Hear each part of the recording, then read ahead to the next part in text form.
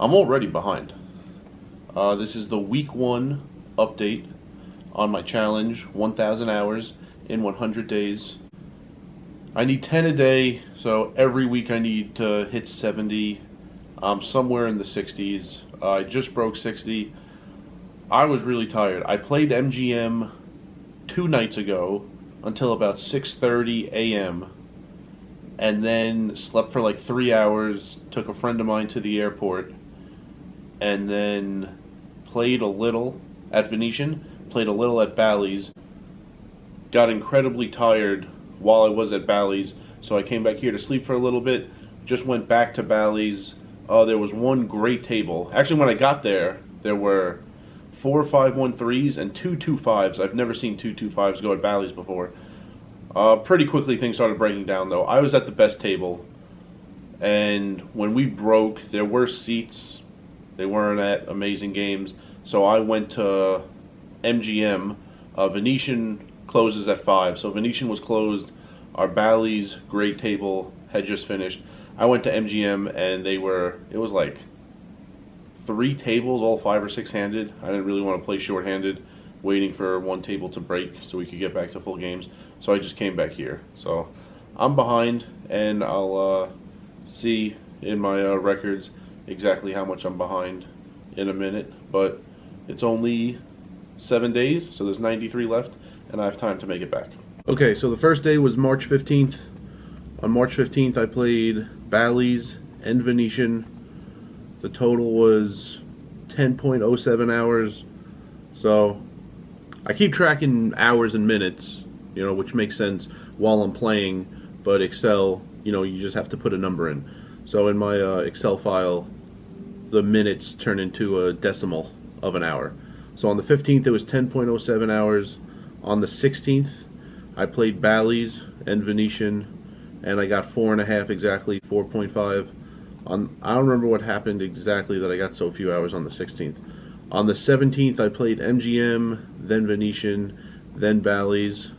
On the 17th, I got 11.18 hours. On the 18th, which was my brother's birthday, I played MGM, Mandalay briefly, Venetian, and Bally's, and I also played in the Bally's free roll. And on the 18th, I got somehow only 6.54 hours. So someone in the comments on another video said, count the free roll hours. I do. So ultimately, a free roll tournament, it's poker I'm playing from cash games, because the cash game hours become my entry into the tournament. So as a result of playing cash games, I'm playing more hours, albeit in a free roll, for money, which is the reason I'm playing poker. So I do count free roll hours. I think last year, after a couple months, I calculated, because I was making the Bally's free roll every week and the Flamingo one on occasionally, I think I calculated it, and it was about 5% of my hours were free roll hours. So it's not like it's, padding my numbers in an insane way or anything like that. So I count those hours. If I just straight entered into a tournament where I just paid cash and that was the only way to get in, I wouldn't count that. So on the 19th, I played just Venetian, 12.5 hours. On the 20th, just MGM, 11.53 hours. And then just right now, I said I played Venetian and then Bally's a little, went to sleep, and just went back to Bally's. And today I got a total of 5.07 hours in. So 61.39 hours. I am about 8.6 behind, and that's real tough to make up at once. So my goal for this upcoming week will be, 7 days of 11 each, and I'll almost be back to, on pace.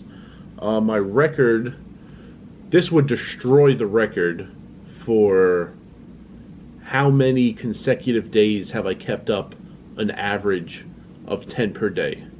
Last year, all at WinStar, I had a stretch of 39 days where I kept up a streak.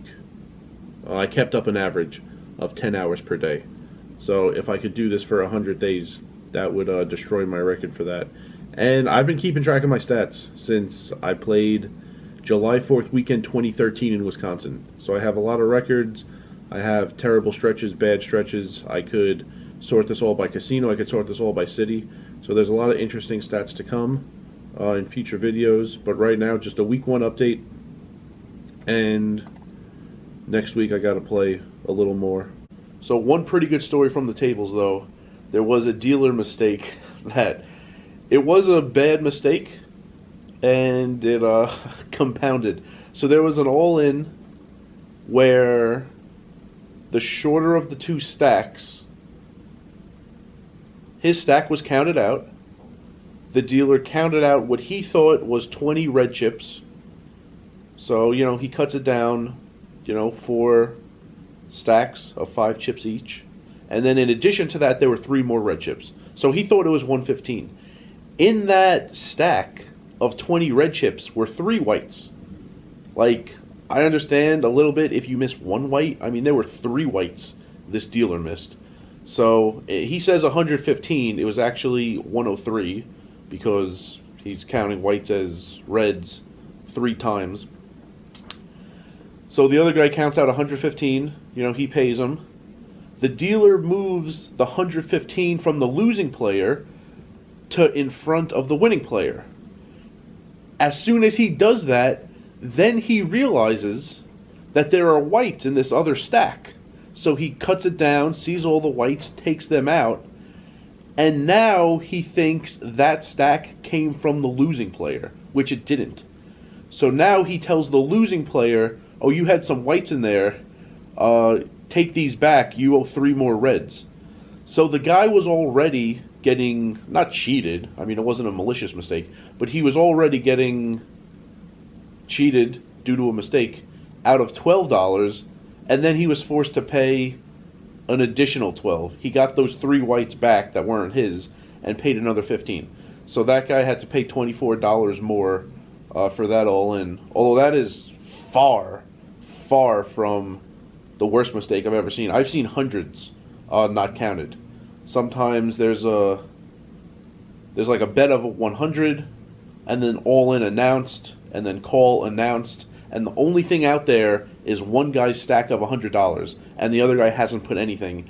And I've seen that stack of 100 get lost in the mix, and an all-in player who wins either gets 100 extra or gets 100 less. I'll speak up if me speaking up gets the worse of the 2 players more chips. Like if the worst player should be getting more chips and he's not because of a mistake, I'll speak up so the worst player gets more chips because that's great for the table. Or if I could tell somebody kind of sees the mistake that's happening but is not gonna say something at the right time. Like someone kind of notices but isn't confident enough to say anything, and like midway through the next hand I could tell is going to say something and pause the game and make us try to fix a mistake from the last hand, which has happened and takes forever and it's terrible. So those are the 2 reasons I would speak up, to save time or to help out the worst player at the table. And that neither of that was the case here, so I just let it go. But that was it was bad at first, and then it got twice as worse. So it's about 6:15 a.m. My Monday just ended, and I can't even sleep that much. I got to get back out to get 11-hour days for the next week straight to almost get back to on pace for my challenge. So I'll see everybody next video.